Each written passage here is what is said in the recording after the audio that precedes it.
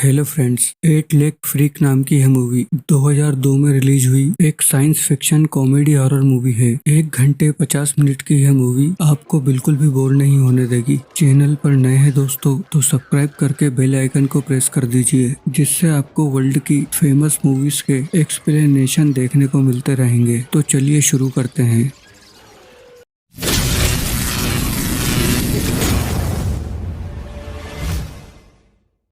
Movie की शुरुआत में हमें एक हरलन नाम के आदमी को दिखाया जाता है, जो एक रेडियो जॉकी होता है और फनी स्टोरी सुनाता रहता है। दूसरी ओर एक केमिकल से भरा हुआ ट्रक हाईवे से गुजर रहा होता है और अचानक एक खरगोश को बचाने में ट्रक ड्राइवर अपना बैलेंस खो देता है, जिससे उसमें केमिकल से भरा हुआ ड्रम वहाँ पास की नदी में जा गिरता है। उस नदी में जोशुआ नाम का एक व्यक्ति मकड़ियों के खाने के लिए कीड़े पकड़ता रहता है। उसने मकड़ियों की कई स्पीसीज को पाल रखा होता है। उस नदी के कीड़ों को खाने से उसकी मकड़ियां तेजी से ग्रो कर रही थीं। अगले सीन में हमें एक माइक नाम का लड़का दिखाई देता है, जिसे भी जोशुआ की तरह मकड़ियों में काफी इंटरेस्ट होता है। वह जोशुआ के साथ उन स्पाइडर्स के बारे में समझता रहता है। तभी एक स्पाइडर उसकी जगह से बाहर निकल जाता है और उन दोनों को पता भी नहीं चलता। माइक स्पाइडर्स को थोड़ी देर देखने के बाद अपने घर चले जाता है। जोशुआ थोड़ी देर बाद ध्यान से देखता है तो उसे पता चलता है कि एक स्पाइडर गायब है। जोशुआ हैरान हो जाता है और उस स्पाइडर को ढूंढने लगता है, लेकिन वो स्पाइडर जोशुआ की पीठ पर ही होता है और वहाँ से उसकी गर्दन पर जाकर उसे जोर से काट लेता है। जोशुआ दर्द से तिलमिला जाता है और घबराहट में वो उन सभी बॉक्स से टकरा जाता है। सभी बॉक्स टूट जाते हैं और सारी स्पाइडर्स बाहर आ जाती हैं और वह जोशुआ पर हमला करके उसे मार डालती हैं। इसके एक हफ्ते बाद माइक जोशुआ के घर की तरफ जा रहा होता है। तभी रास्ते में उसे उसकी मॉम शेरिफ दिखाई देती है, जो पुलिस ऑफिसर होती है और उस केमिकल वाले ड्रम को नदी से बाहर निकलवाती रहती है। वह माइक को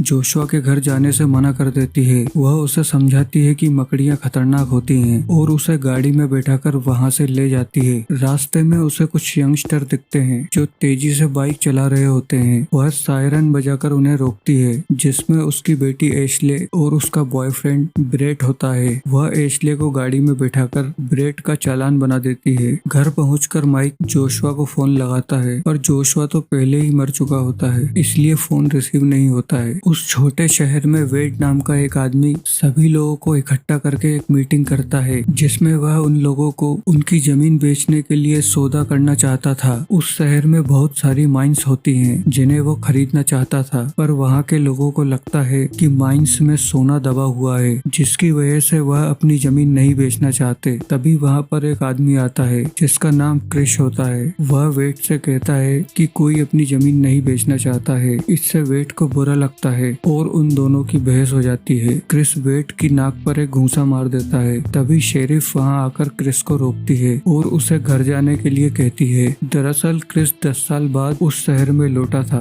10 साल पहले शेरिफ और क्रिस एक दूसरे को पसंद करते थे। दूसरी तरफ पीट नाम का पुलिस ऑफिसर अपने घर में अपनी बिल्ली के खो जाने पर अपनी वाइफ के साथ उसे ढूंढता है। तभी एक बड़ा स्पाइडर दीवार के अंदर से उस बिल्ली को मार देता है, जिससे वह दोनों बहुत घबरा जाते हैं, क्योंकि उन्हें समझ में नहीं आता कि यह कौन सा जानवर है। माइक उसकी मॉम से छुपकर जोशुआ के घर जाता है। वह वहां पर देखता है कि जोशुआ का पूरा घर मकड़ी के जालों से भरा हुआ होता है और सारे बॉक्स टूटे होते हैं और सभी मकड़ियां वहां से गायब होती हैं। वह जोशुआ को ढूंढता है। उसे जोशुआ तो नहीं दिखता, लेकिन वहाँ उसे मकड़ी का एक टूटा हुआ पेड़ दिखता है, जिसे वह अपने पास रख लेता है। तभी वहाँ एक बड़ा स्पाइडर आ जाता है और माइक डरकर वहाँ से चला जाता है। माइक वहाँ से बाहर आता है तो उसे एक कार दिखाई देती है, जिससे वह लिफ्ट लेता है। कार में क्रिस होता है। माइक उसे सारी बातें बताता है और उसे स्पाइडर का पैर दिखाता है। क्रिस उसकी बातों को मजाक में लेता है और उससे कहता है कि यह तो किसी कैक्टस के टुकड़े जैसा लग रहा है। घर पहुंचकर माइक शेरिफ को सारी बातें बताता है, पर वह भी उसकी बात न मानते हुए उस पर टीवी देखने का असर बताती है। उधर स्पाइडर्स वेट के पालतू शुतुरमुर्ग पर हमला करके उनमें से कुछ को खा जाते हैं। अगले दिन वह उसके बेटे ब्रेड पर हमला करते हैं। ब्रेड अपने दोस्तों के साथ बाइक से भागता है, जिसमें उसके कई दोस्त मारे जाते हैं, पर ब्रेड बच निकलता है। स्पाइडर वहाँ की माइंस को अपना घर बना लेते हैं। उनका साइज भी पहले से बड़ा हो जाता है और वह इंसानों पर हमला करके उन्हें अपना शिकार बनाने लगते हैं। क्रिस के घर पर एक स्पाइडर उसके डॉग को अपना शिकार बना लेता है। उस शहर के सभी घर माइंस पर बने होते हैं जिससे वह स्पाइडर किसी के भी घर पर आकर हमला कर देते हैं। अब यहाँ पर क्रिस की आंटी अपने डॉग को ढूंढने लगती है और वह माइंस के अंदर चली जाती है। वहाँ पर एक स्पाइडर उन पर हमला करके उन्हें जाल में लपेट देता है। वह चीखती हैं जिससे क्रिस का ध्यान उनकी तरफ जाता है। वह उस माइंस के अंदर आ जाता है। वहाँ पर उसे स्पाइडर का टूटा पैर दिखता है जो काफी बड़ा होता है। क्रिस को माइक की बातें याद आती हैं और वह तेजी से उसके घर की ओर जाता है। वहाँ पहुंचकर क्रिस माइक को स्पाइडर का पैर दिखाता है। माइक क्रिस को कंप्यूटर में दिखाता है कि पैर के साइज के हिसाब से अब वह स्पाइडर दुगने साइज के हो गए हैं और इसलिए वह इंसानों को अपना शिकार बनाने लग गए हैं। तभी वहाँ एक स्पाइडर आ जाता है और एशले पर हमला कर देता है। एशले के चिल्लाने पर सभी वहाँ आ जाते हैं। स्पाइडर एशले को जाल में लपेटता रहता है। क्रिस एक स्टूल से स्पाइडर को रोकने की कोशिश करता है। शेरिफ अलमारी का कांच तोड़कर शॉटगन से स्पाइडर को शूट कर देती है। इसके बाद शेरिफ पीट को फोन करती है और उससे सभी हथियारों को साथ लेकर अपने घर पर आने को कहती है। अब यहाँ पर शहर के सभी लोगों को सूचित करना जरूरी होता है, इसलिए माइक उन्हें आइडिया देता है कि हम रेडियो की मदद से लोगों को बता देते हैं। इसके बाद सभी रेडियो स्टेशन जाने के लिए निकलते हैं। रास्ते में वह देखते हैं कि स्पाइडर्स पूरे शहर में तबाही मचा रहे होते हैं। रेडियो स्टेशन पहुंचने पर उन्हें रेडियो जॉकी हरलन मिलता है जिसे मूवी की स्टार्टिंग में दिखाया गया था। शेरिफ वहाँ से रेडियो पर लोगों से कहती है कि स्पाइडर्स से बचने के लिए सभी प्रॉस्पेरिटी मॉल जल्दी से पहुंच जाएं। पीट, माइक और एशले बाहर कार में होते हैं। तभी वहाँ पर एक बड़ा टेरेंटुला आ जाता है। माइक वाकी टाकी से शेरिफ को बता देता है। टेरेंटुला उन पर हमला कर देता है। शहर में स्पाइडर्स के हमले से लोगों में आतंक फैल जाता है और सभी मॉल की तरफ भागने लगते हैं। क्रिस, शेरिफ और हरलन वहाँ से बचकर मॉल की तरफ पहुँचते हैं। यहाँ पर वह हथियारों से थोड़ी देर तक स्पाइडर्स से बचते हैं। इसके बाद उस मॉल के सभी दरवाजों को बंद कर दिया जाता है जो कि बहुत मजबूत होते हैं। वहाँ की टेलीफोन लाइन बंद होने के कारण वह आर्मी या दूसरे शहर से संपर्क नहीं कर पाते। वेट शेरिफ से कहता है कि उसके पास सेल फोन है लेकिन सिग्नल के लिए किसी को छत पर जाना होगा। क्रिस और हरलन इसके लिए तैयार हो जाते हैं। जब वो जाने लगते हैं तभी माइक उनके पास आकर उन्हें परफ्यूम देता है। वह उन्हें बताता है कि स्पाइडर्स की सूंघने की शक्ति बहुत ही स्ट्रॉन्ग होती है और इस परफ्यूम से तुम उन्हें कंफ्यूज कर सकते हो। अब क्रिस और हरलन छत पर बने टावर तक पहुंच जाते हैं। क्रिस टावर पर चढ़कर सिग्नल ढूंढता है। सिग्नल मिलने पर वह आर्मी को कॉल करके स्पाइडर्स के बारे में बताता है लेकिन आर्मी वाले उसकी बात को मजाक समझकर फोन काट देते हैं। अब यहाँ एक बड़ा स्पाइडर मॉल के शटर को तोड़ देता है और सभी स्पाइडर वहाँ अंदर आ जाते हैं। वहाँ से वो छत पर जाकर हरलन और क्रिस पर भी हमला कर देते हैं। हरलन वहाँ से जंप करके उन स्पाइडर्स का ध्यान अपनी तरफ करता है और छत से नीचे कूद जाता है। क्रिस वहाँ से बचकर मॉल के अंदर आ जाता है। दूसरी तरफ ब्रेड अपनी बाइक के साथ माइंस के अंदर रहता है। तभी वहाँ पर वेड भी आ जाता है। एक स्पाइडर वेड पर हमला कर देता है। ब्रेड यह देखकर माइंस के अंदर भागता है। अब सभी लोग माइंस के अंदर आ जाते हैं और वहाँ से बाहर निकलने का प्लान बनाते हैं लेकिन माइंस तो स्पाइडर का घर होता है और वह उन लोगों पर हमला कर देते हैं। सभी वहाँ से भागते हैं। यहाँ पर एक जगह उन्हें कई लोगों की बॉडी दिखाई देती है जो जाल से लिपटी होती है। क्रिस एक जाल को खोलकर देखता है तो उसमें वेड होता है। वह जिंदा होता है। क्रिस उसे बाहर निकालता है। अब माइक यहाँ पर क्रिस को बताता है कि किसी भी बॉडी को यहाँ पर खाया नहीं गया है। यह फीमेल स्पाइडर का घर है। मेल स्पाइडर ने उसी के लिए बॉडीज को यहाँ पर इकट्ठा किया है और फीमेल स्पाइडर मेल स्पाइडर से लगभग 3 गुना बड़ी होती है। यह सुनते ही क्रिस के दिमाग में विचार आता है कि उसकी आंटी भी यही होंगी और वह शेरिफ से कहता है कि तुम सब लोगों को लेकर बाहर की तरफ जाओ और वहाँ पर जाकर जनरेटर को चालू कर देना। दरअसल उस माइंस में मीथेन गैस भरी होती है। शेरिफ समझ जाती है और सबको वहाँ से साथ लेकर बाहर जाने लगती है। क्रिस बेट से उसकी बाइक को वहीं छोड़ने का कहता है। अब क्रिस वहाँ पर अपनी आंटी को ढूंढने लगता है जो उन्हें मिल जाती है। वो बाहर जाने ही लगते हैं तभी वहाँ फीमेल स्पाइडर आ जाती है जो बहुत ही बड़ी होती है।